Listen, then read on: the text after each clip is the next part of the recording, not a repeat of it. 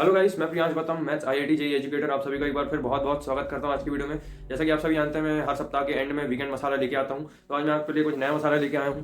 ठीक है, वो वीकेंड मसाला क्या है, आज मैं आपको थोड़े बेनिफिट्स दूंगा प्रीवियस ईयर क्वेश्चन कि क्या हमको बेनिफिट्स हो सकते हैं। तो डेफिनेटली इस वीडियो से आपको 20 से 30% का इजाफा होगा, मतलब 20 से 20 से 30% आपको इस वीडियो के थ्रू मिल सकते हैं अगर आपने वीडियो को ध्यान से समझ लिया और सारी चीज़ों को अच्छे से प्रैक्टिस में ले आए, काम बन जाएगा अपना।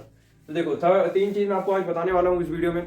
ठीक है, तो ये वीडियो उन लोगों के लिए हेल्पफुल होगा जो अभी प्रीवियस ईयर क्वेश्चन स्टार्ट नहीं करे हैं या स्टार्ट करने वाले हैं, है ना। तो उनको इंपॉर्टेंस समझ आएगी मैं क्या कह रहा हूँ, इसकी इंपॉर्टेंस क्या है वो इस वीडियो में हम समझेंगे। राइट, तो 3 टिप्स हैं, 3 चीज़ है, हम समझेंगे कि कैसे कैसे पढ़ना चाहिए, प्रीवियस ईयर क्वेश्चन करने के हमको क्या फायदे होंगे और उससे क्या हमको लाभ हो सकता है। सबसे पहली चीज़, प्रीवियस ईयर क्वेश्चन जब आप करते हो तो सबसे पहली चीज़ आती है स्टेप्स। स्टेप्स का मतलब ये नहीं है कि आप मतलब स्टेप्स में प्रीवियस ईयर क्वेश्चन कर रहे हो। स्टेप्स का मतलब यहाँ पे ये है कि जो भी आप प्रीवियस ईयर क्वेश्चन करोगे तो उसमें आपको बहुत अलग अलग टाइप के क्वेश्चन मिलेंगे और उन अलग अलग टाइप के क्वेश्चन में आपको अलग अलग स्टेप्स मिलेंगे। स्टेप्स का मतलब ये है कि आप एक क्वेश्चन पढ़ रहे हो तो उसमें क्या क्या आपने स्टेप्स देखे, मतलब कितने स्टेप आखिर आ रहे हैं। मान लो एक क्वेश्चन है, उसके 5 पॉइंट है, तो 5 पॉइंट में 5 स्टेप के जैसे ही हो गए, तो 5 स्टेप में उस क्वेश्चन का सोल्यूशन निकल चुका है। तो इस स्टेप्स के थ्रू हम समझेंगे प्रीवियस ईयर क्वेश्चन को हम कैसे सॉल्व करेंगे। तो प्रीवियस ईयर क्वेश्चन जब भी आप क्वेश्चन करने बैठो तो सबसे पहले देखो कितने क्वेश्चन हैं, तो उस क्वेश्चन में आपको पता चल जाएगी क्वेश्चन कौन से सबसे ज्यादा रिपीटेड हुए हैं। और रिपीटेड क्वेश्चन ही बोर्ड एग्जाम में पूछे जाते हैं 3 या 5 मार्क्स की अगर मैं बात करूं तो 3 और 5 मार्क्स का अगर मैं वेटेज लेके चलूं, फिजिक्स केमिस्ट्री मैथ्स तीनों को कंपाइल करूं तो 100 से 150 मार्क्स आपके बनेगा। और उसको मैं परसेंट में निकालूं तो 20 से 30% आपको इससे बेनिफिट हो सकता है प्रीवियस ईयर क्वेश्चन से। तो नंबर 1 सबसे पहली चीज तो ये बोलूंगा कि जब भी आप एग्जाम देने जाओ, बोर्ड एग्जाम देने जाओ, तो उससे पहले एक चीज समझ लो, प्रीवियस ईयर क्वेश्चन आप अच्छे पूरे सॉल्व करना। उसमें आपको स्टेप्स मिलेंगे, स्टेप्स मतलब उसकी मतलब स्टेप्स मार्किंग होती है कि अभी अभी अभी अभी अभी इसके बाद सारे कॉन्सेप्ट आ गए। ठीक है, तो इसके बाद हम इसको और अच्छे समझने के लिए हम इस स्टेप को समझते हैं, सेकंड स्टेप को। सेकंड स्टेप क्या है, कॉन्सेप्ट है। अब कॉन्सेप्ट मान लो ऐसे कोई क्वेश्चन आ गया, इसमें बहुत ज्यादा दिमाग लगाना पड़ रहा है ना, अंडरस्टैंडिंग उसका हाई लेवल अंडरस्टैंडिंग है उस क्वेश्चन का। तो यहाँ पे आपको सबसे पहले ध्यान रखना कॉन्सेप्ट। कॉन्सेप्ट मत छोड़ देना, पता चला आप इधर उधर की बात लिख दो, मेन कॉन्सेप्ट रह जाए ना, ऐसा नहीं होना चाहिए। पहले आपने कॉन्सेप्ट लिखा, ये ऐसा होता है, ये ऐसा होता है। मान लो मूविंग पर गैल्वेनोमीटर आए तो आपने पहले उसको कॉन्सेप्ट लिखा, फिर डायग्राम बना, फिर उसको स्टेप्स बढ़ाए। समझना ध्यान से, फील समझ लेना क्या कह रहा हूँ। कॉन्सेप्ट आप कैसे समझा सकते हो, एक तो आप अपने डायग्राम के थ्रू समझाओगे, दूसरा आप ग्राफ के थ्रू समझाओगे, राइट। तीसरा आप समझाओगे फॉर्मुलास के थ्रू। मान लो एक्सप्रेशन ही आ गया तो पहले आप उसकी डेफिनेशन लिखोगे, एक्सप्रेशन लिखोगे, फिर फॉर्मुला बनाओगे। इसी से तो स्टेप्स बढ़ेंगे। स्टेप्स का मतलब क्या बोला मैं, स्टेप्स का मतलब आप जैसे जैसे आंसर बढ़ाते चले आओ तो आपके स्टेप्स बढ़ते चले आएंगे। तो जितने ज्यादा आप स्टेप्स लिखोगे उतने ज्यादा मार्क्स आपको मिलेंगे। एक बार फिर इस बात को ध्यान से समझ लेना, जितने आप स्टेप्स बढ़ाते चले आओगे, स्टेप्स मार्क्स उतने बढ़ते चले आएंगे। लेकिन सही लिखना है, कुछ भी नहीं किया सब कहीं से दूसरे टॉपिक का कॉन्सेप्ट आपने यहाँ पे लिख दिया, फिर ऐसे कर दिया कि नहीं रायता हो जाएगा, रायता फैल जाएगा।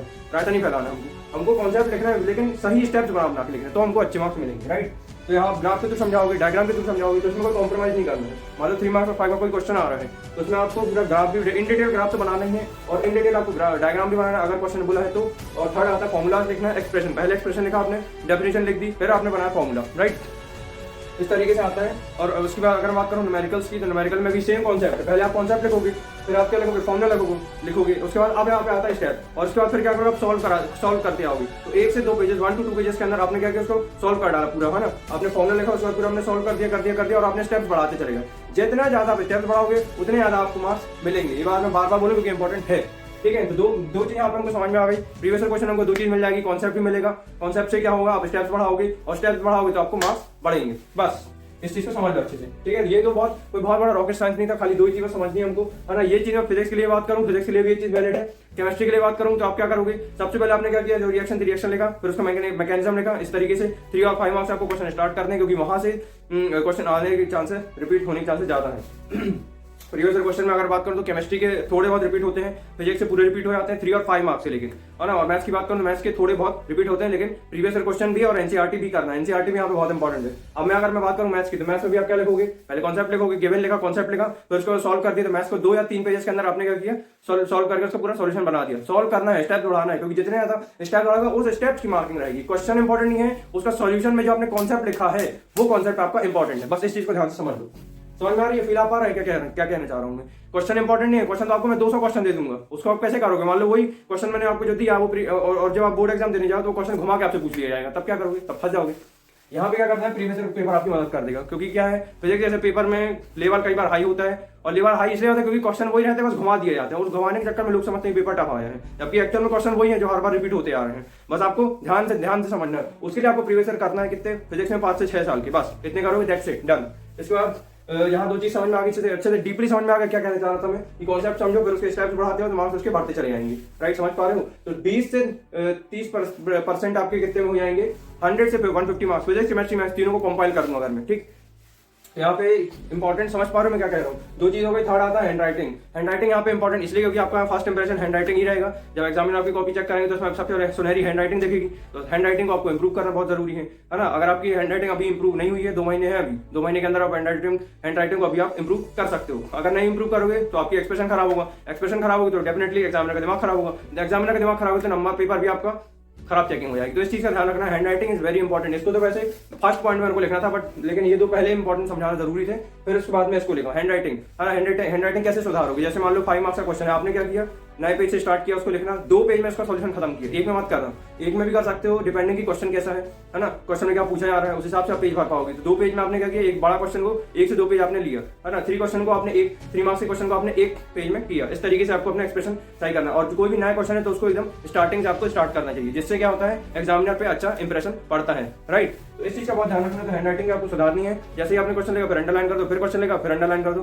क्वेश्चन का सॉल्यूशन लिखा फिर अंडरलाइन कर दो, राइट। तो इस तरीके से आपकी कॉपी अच्छे से हो जाएगी। और क्वेश्चन में उस कॉपी में आप क्या लिखोगे, 3 और 5 मार्क्स से क्वेश्चन स्टार्ट करोगे, है ना। और चाहे फिजिक्स केमिस्ट्री चाहे मैथ्स, तो आपने क्या किया, सबसे पहले क्वेश्चन पढ़ा, उसके बाद कॉन्सेप्ट लगाया, कॉन्सेप्ट का सॉल्व किया, है ना। या फिर कोई डेफिनेशन है तो डेफिनेशन लिखा, फिर एक्सप्रेशन लिखा, फिर फॉर्मूला लिखा, बस खत्म, दैट्स इट। इसी के साथ कोई बहुत बड़ा वीडियो नहीं था, शॉर्ट में था, सब कुछ एक्सप्लेन कर दिया, इसकी इंपॉर्टेंस समझ गए होगी।